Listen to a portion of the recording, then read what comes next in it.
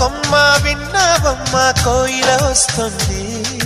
విన్నానమ్మ తీయని వేణువు రమ్మను పిలుపులని. నాటు దుత్తి దుక్కుతాన దుత్తి తాకు తాకుతాన నాటు దుత్తి